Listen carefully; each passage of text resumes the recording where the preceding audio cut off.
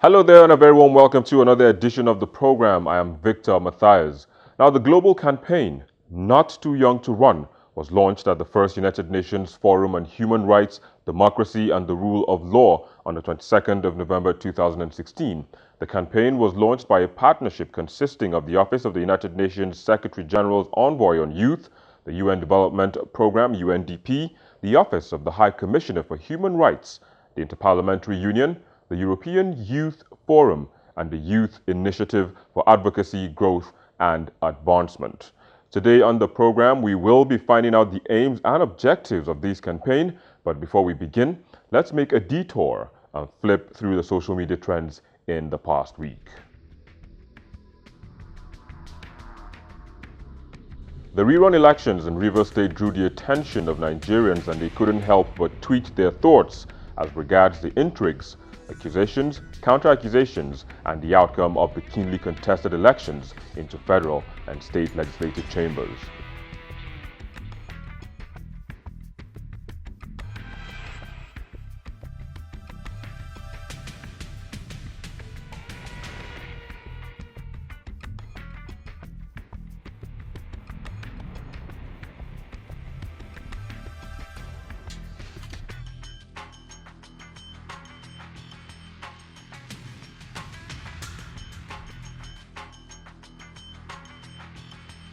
Nigerians trended this hashtag, that's the Pay Falcons, after the victorious Super Falcons protested to the National Assembly on the day President Muhammadu Buhari was to submit the 2017 budget, calling on the Assembly members to help them get their dues.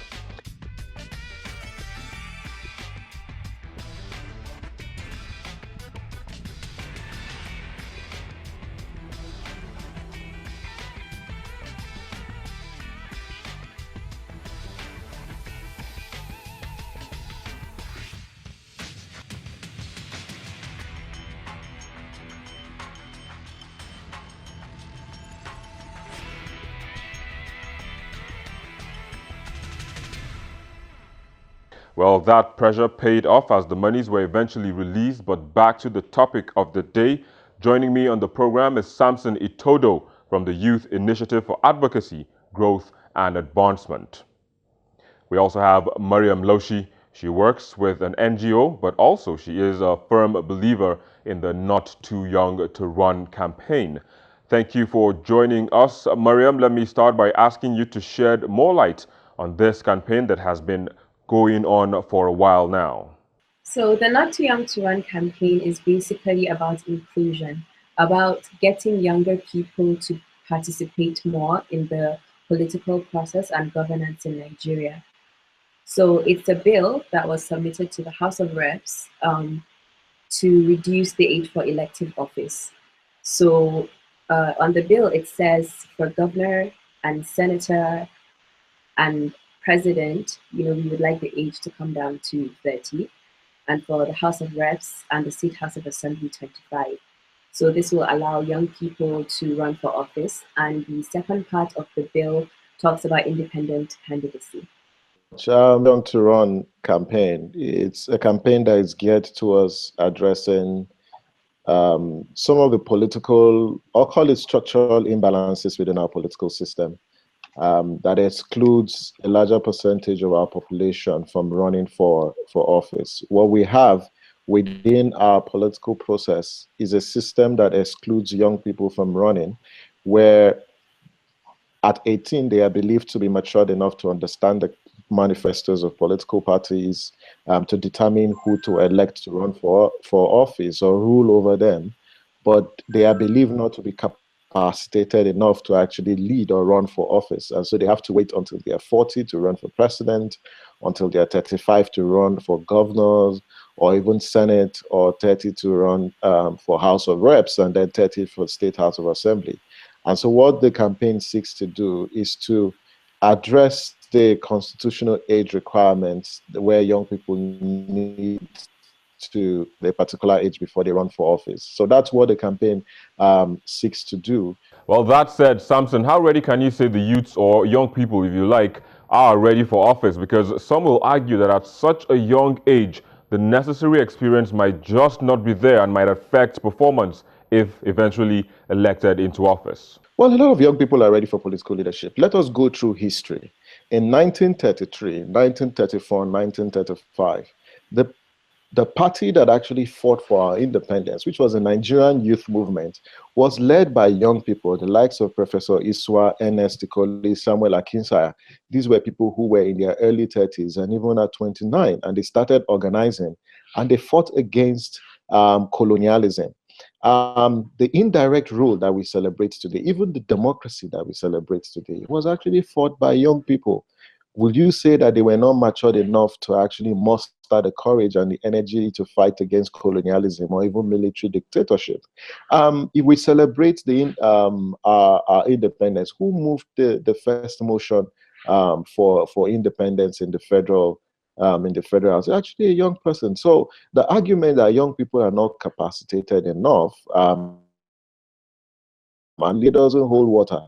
If young people can fight for democracy, if young people can fight colonialism at a very, see no reason why at 30 or at 25, and you don't have young people who have the capacity to run for office. Well, that's some sort of a history lesson from Samson. He was talking about how young people have fought to get things done in the past. But can you make a comparison with other countries? Okay, so in other countries, it's not so great either, because when you look at in many African countries, a lot of the leaders are around 70, even older. And in most countries, about 73% of countries around the world, they have age restrictions on running for office. And the average age of world leaders around the world is 62 years old. That's way past being a youth, but we have young examples of people. For example, Mary Black, she won at age 20 as a member of parliament in the UK. A lot of the statistics show that older people are leading the world, but it also shows that 51% of the world's population is under 30. In Nigeria, for example, we have 6 million youth, and that's a massive amount of which we need to realize that for inclusion to work, these people need to be involved in leadership and in making decisions that affect our future. All right, let me pick a quick comment from one of our social media platforms, and this one is from Constance Nene.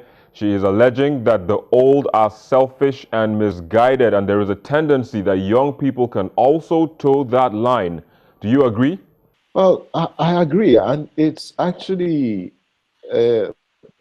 well, I align myself with him, but the point, it's not about whether young people can be as selfish as the older generation. First, you need to look at the society that we come from. And this is hinged on our values. We do have a very horrible value system where the values of integrity, the values of honesty, the values of patriotism have been eroded from our national life. And this is not as a result of young people being in office, but the fact that over the years, we've had leaders that have not demonstrated what leadership means, or to them, leadership is not service. And so that's the paradigm of leadership that we have seen in 20 years. But if you give young people who come with a new orientation about leadership, the fact that public office is for common good, to an extent, we'll be contributing our own quota to changing the paradigm and the narrative of the Nigerian state. And I think this is a unique opportunity. There are young people today who have demonstrated character, who have demonstrated capabilities, who have demonstrated competence, but cannot find themselves in decision-making offices because their constitution says they must wait until they attain a certain age. That is injustice in every respect. In some cases, it's true. I think, I heard this comment earlier by Japhet Omodra, so I'm going to quote him. He said, "Your age neither qualifies or disqualifies you." The truth is that young people have qualities that I believe and everyone should see are necessary for running a country. We are so lively, we are so innovative, We have so many great ideas, that can help run this country better. So I think when it comes to age, the Not Too Young to Run campaign is about inclusion for young people. We're not saying young people should take over all the leadership in Nigeria. It's necessary for people who are in such large numbers to be involved in making decisions that affect our future. Young to Run campaign is. And if you look at older people and younger people, it's one of those, demarcations that we continue to have in when people are classified. We say some people are Muslim, some people are Christian, some people are from this tribe or this region, and then some people are young or old. None of these factors should matter when we are talking about somebody who has the qualities to lead. To lead are not particular to the older generation or a particular group of people. It's something that you have in you. And I believe, and I think if you look around there, there are people who are working really hard, like Samson said, in different sectors of the world, in the country, so I don't think we should take it as, oh, young people are going to, we shouldn't kind of just generalize and say young people are just not good enough to do this. There are many young people, even though the reality is there are others who aren't. And it's the same thing with the older generation.